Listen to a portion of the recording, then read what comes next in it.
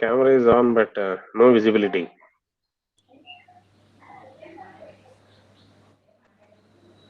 It is not visible only. Then how can you see? We can see, sir. You can see, but I am unable to see. Yeah, now I can see. Type. You have to turn it so it is vertical. You have to make it horizontal. Make it horizontal. So it's Right. horizontal. For me, it is vertical.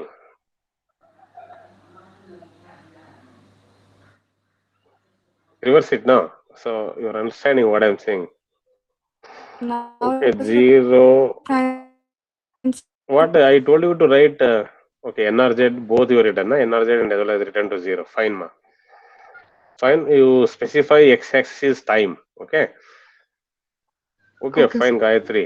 Specify y-axis is time and x-axis is time and y-axis is magnitude. That is amplitude. Should be plus 5 volts and 0 volts. And specify the bit duration also. Okay, who is next? I think Gautam Megde or Gaurav. Yes, I told names, no? Unipolar is done. Polar. Who is supposed to do? Yes, come on, please be volunteer in projecting your answers. Yes, Gautam Hegde, I told something for you. Gautam Hegde, Sir, I'm is it done? Yes, answer, yes, man. I'm doing it. What? Then when can I complete, man? What about Abhishek Reddy? Yes, Abhishek Reddy. Sir, doing, sir. Doing ಬಿಡಿ ಅಷ್ಟೇ class ಮುಗಿಯವರೆಗೂ doing ಇಲ್ಲ sir I project project ಮಾಡಿ ತೋರಿಸ್ಬೇಕು. ಯಾಕೆ ನಾನು ಈ time ಬೇರೆ then what about Gaurav? Yes, Gaurav Kumar. Yes, next is Aditi. Are you ready, Aditi? Sir, Ah, sir, my camera is Anand. not working. I sent you a screenshot. Oh, camera is not working. Fine, man. Sir, I sent you a screenshot, sir. Screenshot ಕಳಿಸಿದ್ಯಾ? ಸರಿಯಪ್ಪ, ಆಯ್ತು. Yeah, I WhatsApp you. Okay. I've already sent, sir.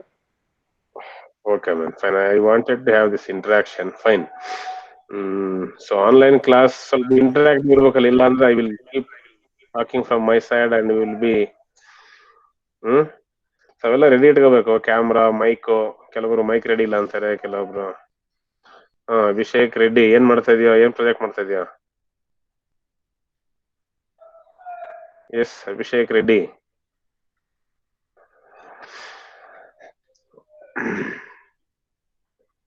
Yeah, but it is not clear. Which one, man? You are saying bipolar? Okay, bipolar non-return to zero. Okay, yeah, 1 1 fine, 0 then 1 fine, man. Good. Okay. Then I said Aditi, no? Aditi. Yes, Aditi is there.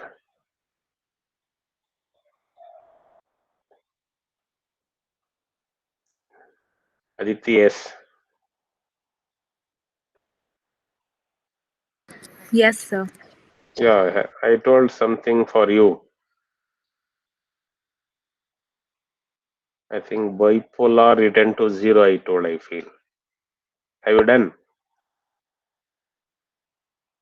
Yes, sir. 1 second.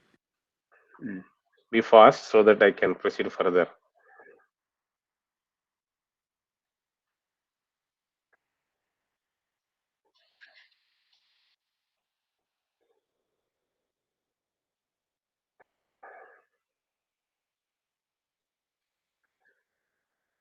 Yes, shall I proceed?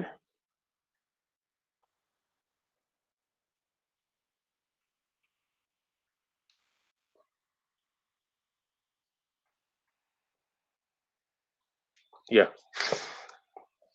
Okay, just let me say what are the advantages of Manchester, right?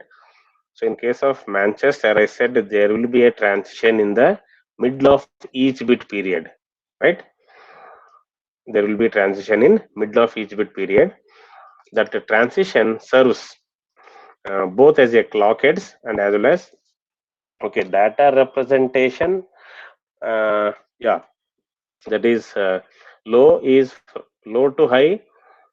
Okay, I think here I am taking it reverse, so please make it correct. High to low is 1. Okay, then low to high, right? I think I've taken it from some other this one, so this is the issue. So what I said, you take it that. Okay, for Manchester, I said there will be a transition in the middle of each bit period. Data 1 will be what? High to low, right? For half the bit duration, another half the bit duration from low to high. Okay, so actually this is used in IEEE 802.3 specification for Ethernet LAN. Okay, so Ethernet LAN, you might have heard this. That is used for short distances for data communication. Okay, so for that it is used.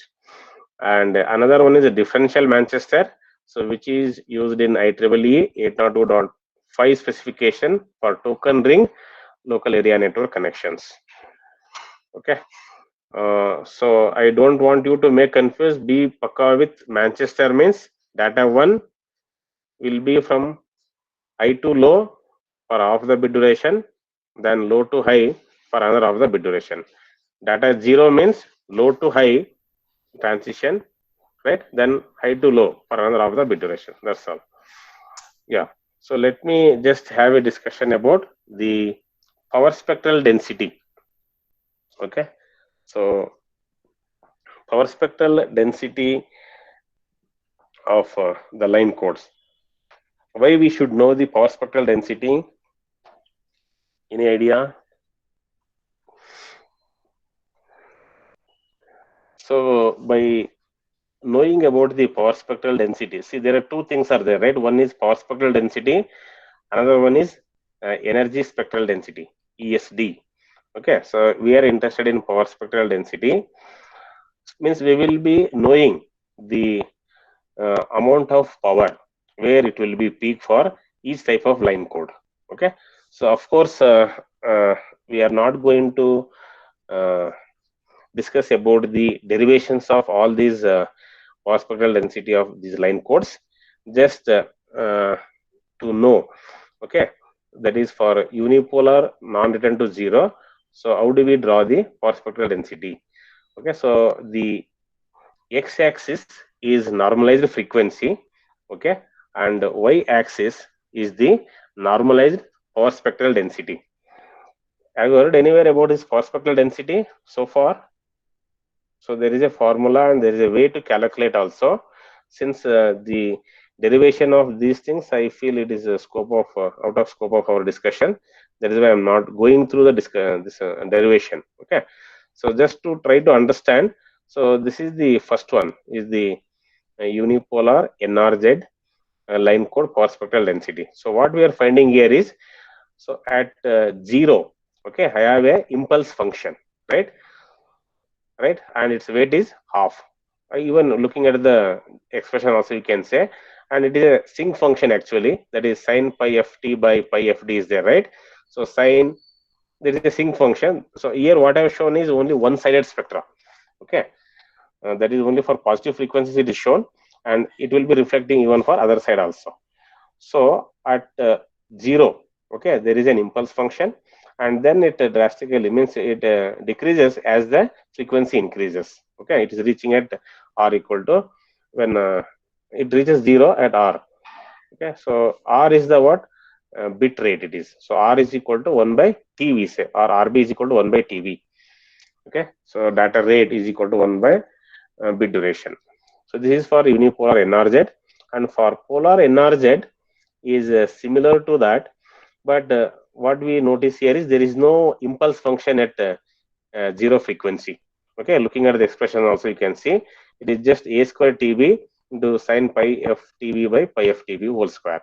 So means at 0 it is having highest power. Okay, so as the frequency increases it is falling. Okay, and it reaches 0 at r, and again there is a small peak at 1.5 r, and again 2 r. Okay, so basically it is a sinc function only. Hope you are able to visualize that.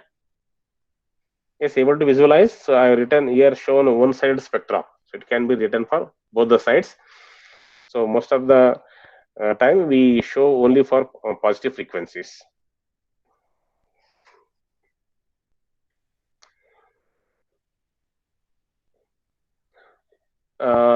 Able to find out the difference as far as magnitude is concerned for unipolar NRZ. It is what, a square dB by 4, right? Means it is right, and for polar NRZ it will be 1, right? A square into TB. That is why if I take y axis 0.5 TB, so from TB it is taken. Okay, it is peak at TB at f equal to 0. It is its magnitude is TB. Then it is falling. Okay. Then so next one is unipolar return to 0. So unipolar, first one I said unipolar NRZ, right? So unipolar return to 0. Just see what is the difference. Yeah, weight is 1/4, right, at 0 frequency, and it falls as frequency increases, and it has another impulse function at f equal to r. Okay, so next one is for bipolar return to 0. So bipolar return to 0 at a 0 frequency, its power is 0. Okay, so as frequency increases, means it has a peak value at 0.5 r. Okay, it has a peak power at 0.5 times the r. Means it is increasing and then it falls. Okay, and again it will be 0 at f equal to r. So it keeps that. So you should be able to understand the difference and need. I will come back to that. Okay, at f equal to 0, if the power is maximum, what happens? What is the drawback? If the power is maximum at other values of f, so what is the advantage? Okay, so next one is Manchester. Okay, even Manchester uh, have a power spectral density at f equal to 0. It is a minimum magnitude, and as f increases, it is increasing, right? And it is wider than the bipolar return to 0 or bipolar NRZ also. So looking at these spectrum of the power spectral density of line codes, we will be able to understand which line code will take more power and how much bandwidth. Okay, so over what period of time it exists, right? So we will be able to understand those things by looking at the power spectral density of these line codes. Okay, so just I have shown the expressions so that you will get an idea that why you are getting like this. Okay, so it is also a sinc function multiplied by sine square. Okay, of course it was derivations was there for the previous syllabus, but now it is not. Just we need to understand how, what is the graph for each of the line codes. That is I'm going without derivation. Yeah, just I showing once again about the Manchester line code. Okay, to say that it requires more bandwidth. Okay, its spectrum is wider than any of other line codes. Okay, so in one slide I am trying to represent all the line codes, that is Manchester, NRZ, polar, bipolar, and unipolar. Okay, so NRZ polar is having highest power at f equal to 0, right? Then even NRZ unipolar, I think its magnitude is this much. Then polar will be having 0 power at f equal to 0, and it has peak at some other values of f. And Manchester is also is having power of 0 at f equal to 0, and is having a peak at some other frequency, and it requires wider bandwidth. Looking at all these diagrams, what I can say is Manchester requires wider bandwidth. So that is what we can say, we have to compromise, but it has advantage that every bit middle, so there will be a transition, so that will be used for synchronization purpose. Means it has a synchronization capability. So at the receiver side, detection of a data becomes easier, so receiver complexity will be reduced as far as design is concerned. Hope able to understand to certain extent what I can feel, because we are not deriving with the expression. Okay, yeah, fine. So I have some more slides to say about the things. So we have discussed unipolar, polar, bipolar, and Manchester, right? Even some more other line codes are also there. I will be coming back to that.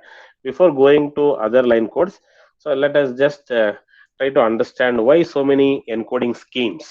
Okay, right? Yes, this question will come to your mind or not?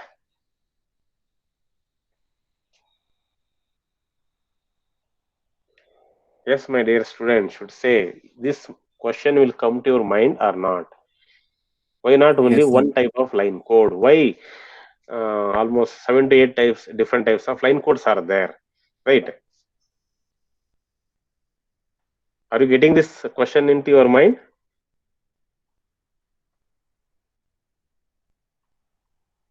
Yes, Karunya.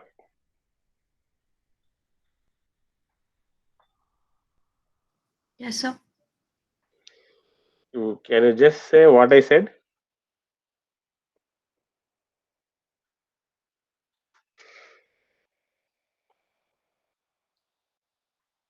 Karunya, So you were asking if we had that doubt about line codes. what line codes? I was asking why so many different types of line codes. Okay. Okay. So before I think I take up this slide, just I would like to say what are the properties of the line code. Okay, though I have not written in slides, maybe it is there here and there. I will just say first one is the first property of the line code is the transmission bandwidth. Okay, so always I say bandwidth is one of the very important resource for this communication system or communication engineer. So he has to look for to send more data with less bandwidth. Okay, so transmission bandwidth. Okay, it means whatever the data I encode and transmit. Okay, it should be able to occupy as small as possible. Okay, I should have a line code which will occupy less bandwidth, or I can say as small as bandwidth is possible. That should be the one property of the line code. Okay, the second property is power efficiency. Okay, bandwidth is first. Second one is power efficiency. Means for the given bandwidth and a specified detection error probability. Okay, the transmitted power should be as small as possible. Hope you're understanding what I'm saying. Power efficiency, I said second point, right? What I said is for the given bandwidth and specified detection error probability. I will come to that. What is that detection error probability? That is bit error rate, we say. Okay, or probability of error. We do that in while discussing the different types of modulation techniques. We will be able to calculate what is the probability of error for each type of uh, modulations. Okay, if I use ASK at the receiver side, what is the probability of error, like that. Okay, so the second point what I wanted to stress is power efficiency. Okay, so for the given bandwidth and specified detection error probability, the transmitted power should be as small as possible. So power should be small, bandwidth should be small. Okay, whatever the line code I use for sending my data, it should occupy less bandwidth and it should consume less power. So you all know the need of less power consumption, right? If it consumes less power, then my battery life will increase, isn't it? If you consider a mobile as an example, if it is consuming less amount of power, right? So I can say my battery life will be improved. Means I can recharge for every 6 hours or 8 hours instead of recharging every 2 hours. Okay, so that is the second requirement, or I can say property of a line code. The third one is the line code should have error detection and correction capability. Okay, the line code should have error detection and correction capability. Means it should be possible to detect and preferably correct the errors. Okay, means when I transmit zeros and ones over the air or over the wire, okay, at the receiver side, I should have a mechanism. Means by looking at the line code, I will be able to detect if any errors are there in the transmitted data, and it should be able to correct also. So that is another property of a line code. So is it possible to say which type of line code we can say it has at least, if not correction, at least error detection probability, error detection capability? Yes. Is it possible to say, after studying unipolar, polar, bipolar, and Manchester, which type of line code I can say has the capability of detecting the error?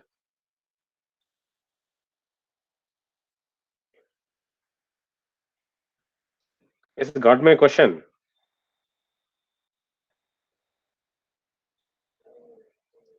Is it Manchester, sir? Manchester. Okay. Then anything else? Any other line code? Looking at their representation of data. Okay, if it violates, then I can say that yes, there is an error in the transmitted data.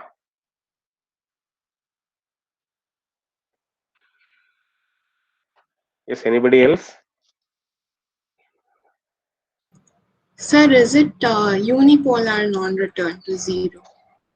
Unipolar. See, in unipolar non-return to zero, what is there? Data 1 will be represented by positive pulse and data 0 by no pulse, right? So how can we say that it has the ability to detect the error?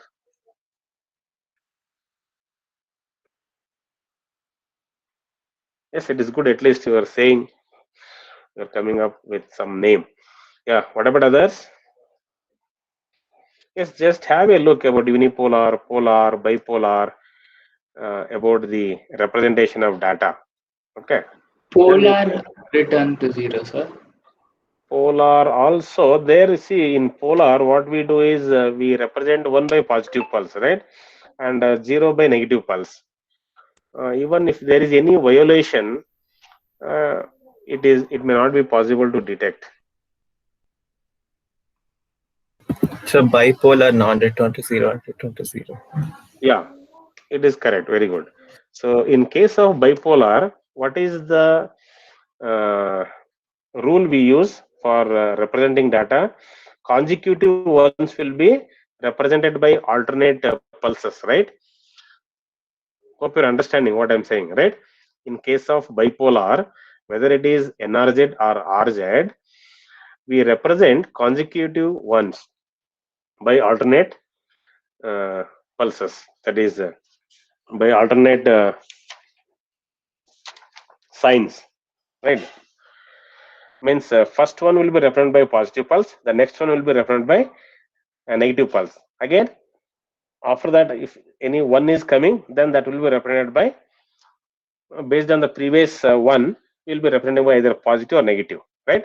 So here there is some mechanism with which we will be able to identify the error. Hope you're understanding what I'm saying. We are able to follow, right, and able to detect if any violation in the representation of the data. So that is why we say, means we will be able to identify a single error. Okay, if any a single error will cause the bipolar violation, and which can be detected very easily with the bipolar line coding. Hence, we say this bipolar line code is having the error detection capability. So not the error correction capability. Okay, bipolar line coding is having the error detection capability. Hope it is clear. Yes, am I clear? Yes. Yeah. Okay, so that is the third property what I can say. The fourth one is there should be a favorable power spectral density. So the favorable power spectral density is, it is desirable to have 0 power spectral density at f equal to 0. Okay, so we prefer a line code which is having a 0 power spectral density at f equal to 0. Okay, so now I hope you will be able to realize which line code is having 0 power spectral density at f equal to 0. Then you will be able to choose that as a best line code. Okay, so that is the fourth one. And the fifth one is it should have adequate timing content. There is a fifth property, or adequate timing content means it should be possible to extract timing or clock information from the signal.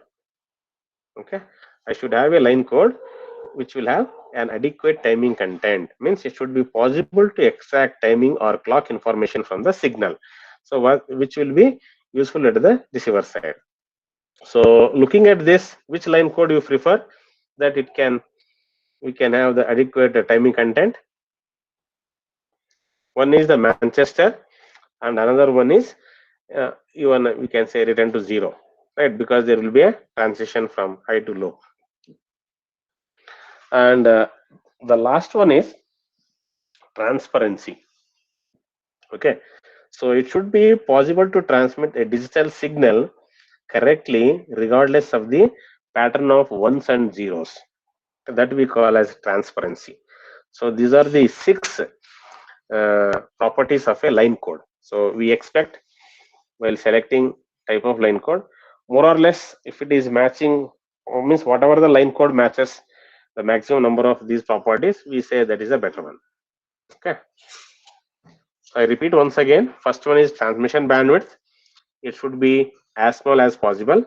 Second one is power efficiency. What I said, for the given bandwidth and specified detection error probability, the transmitted power should be as small as possible. Third one is error detection and correction capability, means it should be possible to detect and preferably correct the detection of errors. Fourth one is the favorable power spectral density, means it is desirable to have 0 power spectral density at f equal to 0. Fifth one is adequate timing content, means it should be possible to extract timing or clock information from the signal. So, okay, the sixth one is transparency. So it should be possible to transmit a digital signal correctly regardless of the pattern of ones and zeros. So as far as transparency is concerned, I can say the polar line code, okay, is a transparent line code. Why do I say the polar line code is a transparent line code? And maybe unipolar, okay, and bipolar are the non-transparent line codes. Yes, any one of you can guess why I said polar line coding is a transparent line code and unipolar and bipolar schemes are non-transparent line codes?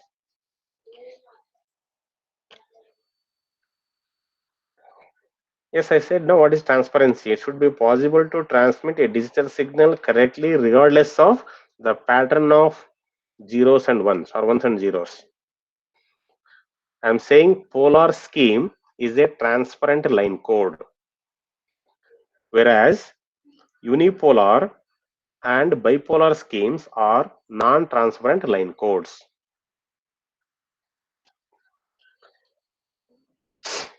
Yes, anybody is able to say why a polar scheme is known as transparent line code? Yes, any understanding?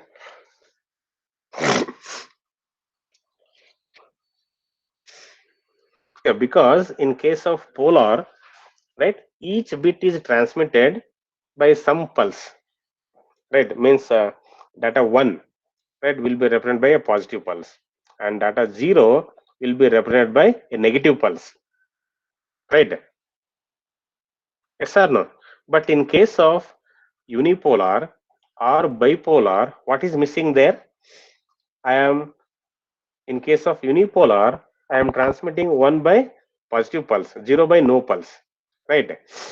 And even in case of bipolar also, I am transmitting 1 by alternate positive and negative pulses, consecutive ones in alternate sign, but 0 by 0 pulse, right? So as far as the transparency is concerned, I said it should be possible to transmit the digital signal correctly regardless of the patterns of ones and zeros. Hence we say polar signaling is the transparent line code, right? So I can repeat once again, a line code in which the bit pattern does not affect the accuracy of the timing information, that we call it as a transparent line code. Okay, a line code in which the bit pattern does not affect the accuracy of the timing information. That type of line code is known as the transparent line code. Okay, so just I will come back to that. So I was discussing, no? So these are the properties of the line codes. Then I said, why so many line codes, right? So one is, I'm saying what are the aspects of comparison between the schemes. So we're going to compare. One is a spectrum, right? So which line code will take how much bandwidth, right? The small high frequency content, that is a signal spectrum. So what are the desirable features? Okay, as far as signal spectrum is concerned, the first one is what? Small high frequency content, right? So that will reduces the effective bandwidth. And the second thing is should not have any DC component. So no DC component. So that allows AC transformer capacitor coupling required sometimes for electrical isolation. Third one is concentrate signal power in the middle of the bandwidth. So in case of polar or even Manchester, so the power will be concentrated at the middle of the bandwidth. Okay, so this will avoid the problems at bandwidth edges. Okay, that is given example as delay distortion and other things. Okay, hope you're understanding what I'm saying. First one is the what? Signal spectrum. So what are the desirable features of the signal spectrum? It should have small high frequency content that will reduce the effective bandwidth, no DC component, then concentrate signal power in the middle of the bandwidth. So that will avoid the problem at bandwidth edges. Okay. So of course here again shown the power spectral density of the line codes of Manchester, okay, unipolar and polar and bipolar. Yeah, second thing is clocking. Just whatever I discussed about the properties, I'm repeating it here. Line, right? Clocking. So synchronizing receiver to transmitter can be achieved using two ways. That is one by using external clock, right? Another way is if you have a built-in synchronizing mechanism in the signal itself. Okay, so we prefer such type of code. Okay, as a code with many signal transitions is better. So many signal transition is possible with the Manchester code, right? The third aspect is error detection. I said. So mostly handled by higher layers. This is error detection. You all know you are studying now CCN. So which layer, what function will be taking care, right? So that will be taken care by data link control layer, right? But error detection capability built into the signal encoding scheme, that should help, right? So advantage is which will be implemented much faster in the hardware. So error detection, I said. Then performance with interference and noise. So some encoding scheme performs better than others. Okay. Then cost and complexity, right? I said already, implementation of return to zero code is a little bit difficult compared to NRZ, right? So some codes require signaling at a rate greater than the data rate. Example, I said return to zero. So at higher signaling rates, this requires higher bandwidth, faster circuits. So higher bandwidth, faster circuits means obviously the cost will be more. Yeah.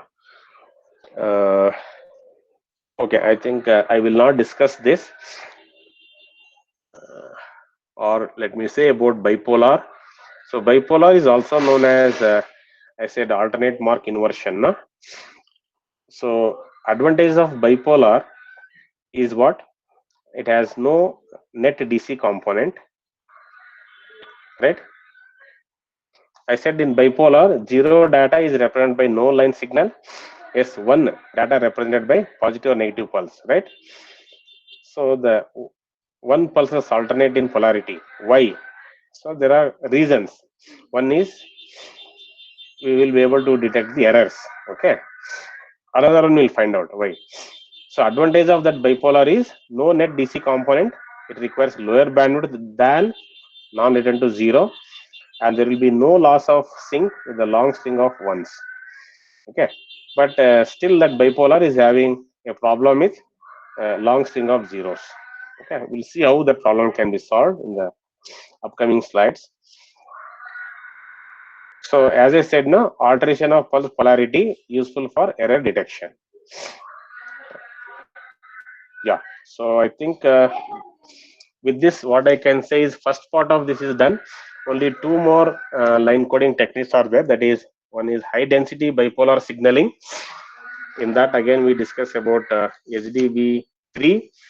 Then next one is binary with 8-0 substitution signaling, that is B8ZS and then B3ZS. Okay, as well as B6ZS. So in another 1 hour, I will be able to complete this module. Okay. So I think with this, I will stop for today's this. If you have any questions, you can ask. Then let me take the attendance.